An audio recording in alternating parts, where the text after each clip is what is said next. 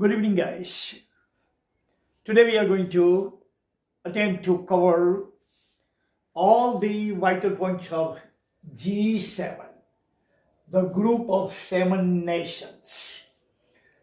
Biggest democracy, biggest economy, biggest in every single thing in defense, energy, nuclear energy, exports, industrialization, every which way you look at this G7 nation. They are the unique, invincible nations. The group of these 7 nations is known as G7. We are going to talk about tidbits.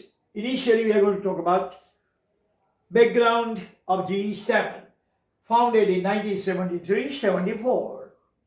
During oil crisis, there was a catastrophic war between Arabs and Israel in 1967, in which America provided all kinds of fuel and the funding and the food and every single thing to Israel.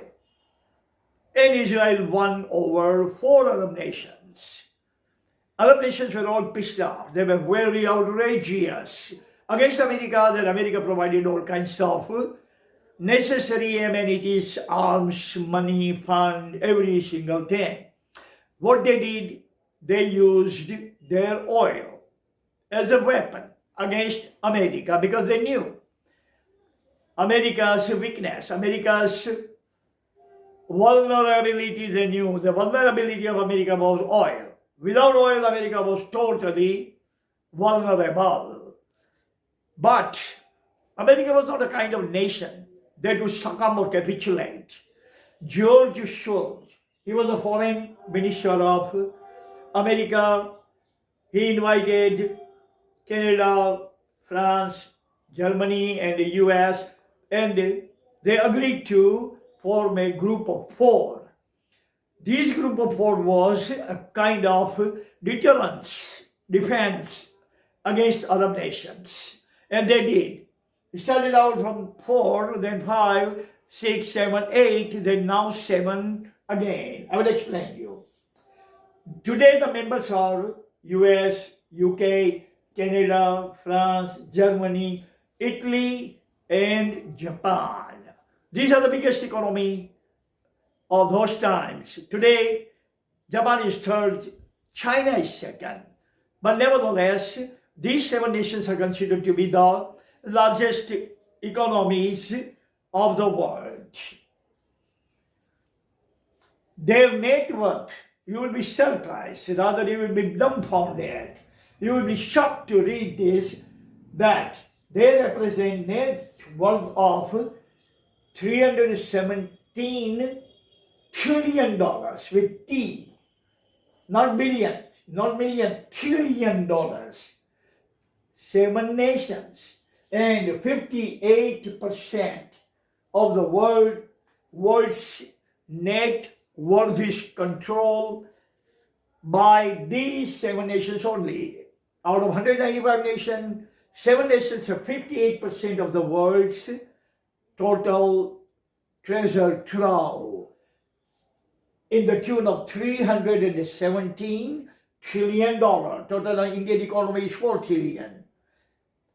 They have 317 trillion. Pioneer, the person who started this, pioneer was, as I said, George Shultz, American Secretary of American President. His name was George Shultz. He started it. Initially, there were 4 members. Then 1 member was added, 5. Then 2 members were added, 7. Then Russia was added. Russia, political enemy, political system adversary. Russia, the communist, America, all other nations, democratic still. They invited him by the behest of English Prime Minister Tony Blair. Tony Blair requested to this group that we should invite Russia. They did. But it did not become G7, but it became P8. G7 was there, G8. When they included Russia, it did not become G8, but political 8. Then Obama came along. There was a problem in Ukraine. Crimea was occupied by Russia. America and Russia started having disagreement, discontent about this Crimea. Russia and America drifted away from each other, and Russia was kicked out. Russia was blackballed out of P8, and today again there are G7. These initial G7 members. What are their objectives? What are the cherished objectives? Objectives are only how to accelerate collective economy of these 7 nations. That is how they reach to the crescendo of economy, 370 whopping $1 trillion. 58% of the global economy is controlled by 7 nations. And rest of the 188 nations has 42%. Think about it. Disparity is whopping. That is G7. This is their objective. This is their benefit. This is their progress. This is their crescendo.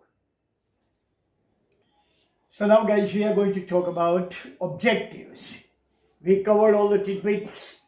Now objectives of G7, the group of 7 nations, US, Canada, UK, France, Germany, Italy, and Japan.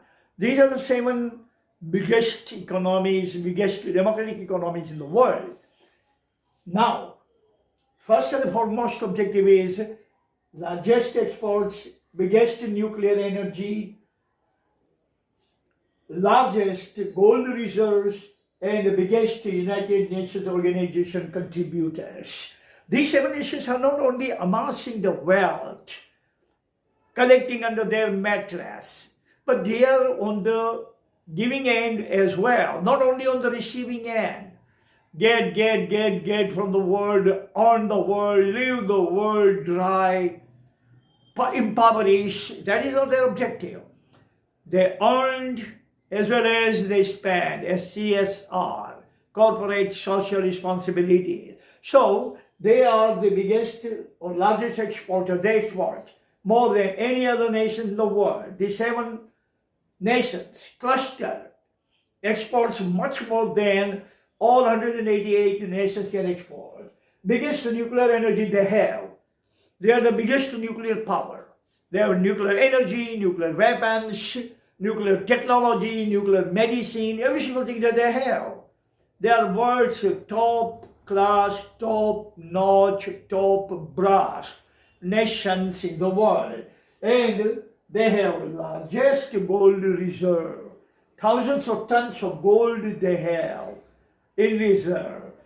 Fourth thing is that they are biggest United Nations contributor.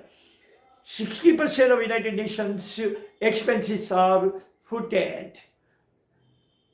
paid by these 7 nations. And out of these 7 nations, United States is the biggest. So they are not only on the receiving end, they are not collecting $317 trillion from the world, but they are putting back some of that money in the acceleration of the global economy. Second point we are going to go into is its unique position of G7 to carve novel path to boost economy. These 7 nations are so strong they can take them on the moment to remove Everest from north to south. They are very viable, they are very able, capable, viable nations. So they can actually carve. They can actually make a novel path, a novel way to economic boost. They always try, always find, always seek how we can have even better economic acceleration in the world. And not this travel on the path of economy is not cultivated by them all alone. But when they travel on the path, they take the rest of the world with them. They are making everyone rich. They are enriching everyone. They are prospering everyone with them. Not as much as they prosper themselves, but nevertheless, they prosper the rest of the world too. Third point is Russia inclusion by Tony Blair, exclusion by Obama.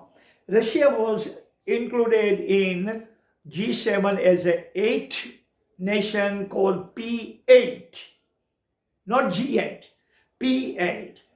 Tony Blair of England, Prime Minister of England, Tony Blair requested the cluster, the group, the G7 group, to invite Russia, and they did, conditionally, only for a short period, probation time, for a short period of time to see how Russia conduct itself with the members.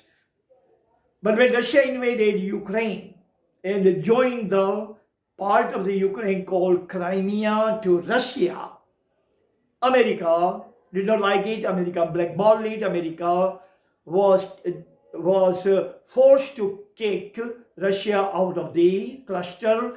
Again, today's G7. Inclusion was by Tony Blair. Exclusion was by Obama of America.